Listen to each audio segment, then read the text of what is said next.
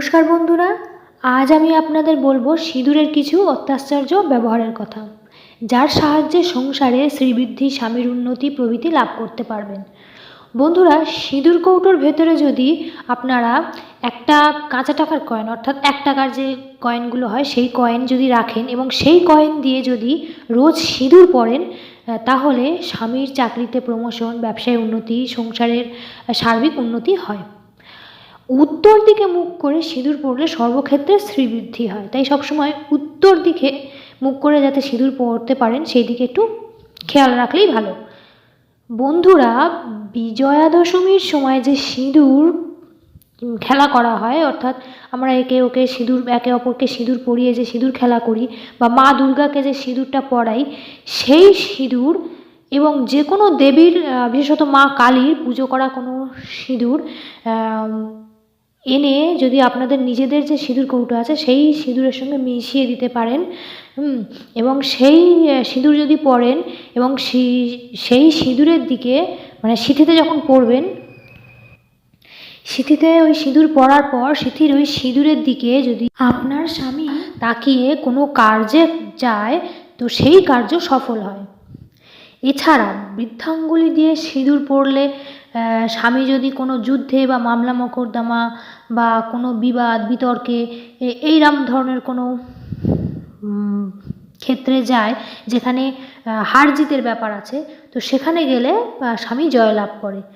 আর তর্জনী আঙুল দিয়ে সিঁদুর পরলে শত্রু নাশ হয়, ব্যবসায় উন্নতি হয়, সহজে কেউ সেই বাড়িতে কোনো ক্ষতি করতে পারে না।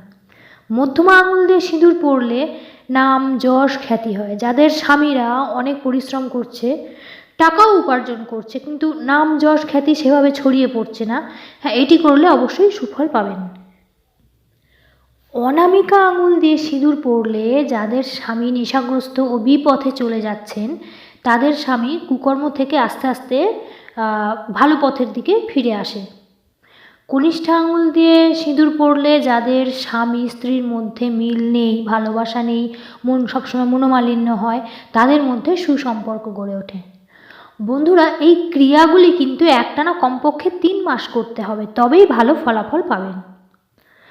বন্ধুরা, এতক্ষণ বললাম কি করলে মঙ্গল হয়, এবার বলি কি করলে অমঙ্গল হবে। বন্ধুরা, আমরা কম বেশি সবাই জানি যে স্বামীকে কখনো সিঁদুর আনতে বলতে নেই, কিনে আনতে বা কোথাও থেকে আনতে, যে কোনো জায়গা থেকে স্বামীকে কখনো সিঁদুর আনতে বলতে নেই। তাতে স্বামীর অকল্যাণ হয়, অ্যাক্সিডেন্ট হয়, এমনকি মৃত্যু পর্যন্ত হতে পারে। এছাড়া সিঁদুর মাটিতে পড়ে গেলে সেটাকে কখনো ঝাড়ু দিতে নেই, যে আমরা অনেক সময় ঝাড়ু দিয়ে সরিয়ে দিই বা ফেলে দিই, সেরকম কখনো করতে নেই। তার উপরে যে কোনো তেল, কয়েক ফোঁটা তেল দিয়ে কোনো ন্যাকড়া বা কাপড় বা নেতা দিয়ে সেটা ভালো করে মুছে নিতে হয়। এছাড়া কোনো বিধবা রমণীর সামনে সিঁদুর পরতে নেই। তো এই ছিল আজকের ভিডিও। পরবর্তীতে আমি এরকম ভিডিও আরও নিয়ে আসবো। তার আগে এই ভিডিওটি কেমন লাগলো কমেন্ট করে জানান, আর চ্যানেলটিকে সাবস্ক্রাইব করুন। আর ভিডিওটি ভালো লাগলে অবশ্যই লাইক করতে ভুলবেন না। ভিডিওটি দেখার জন্য সকলকে অনেক অনেক ধন্যবাদ।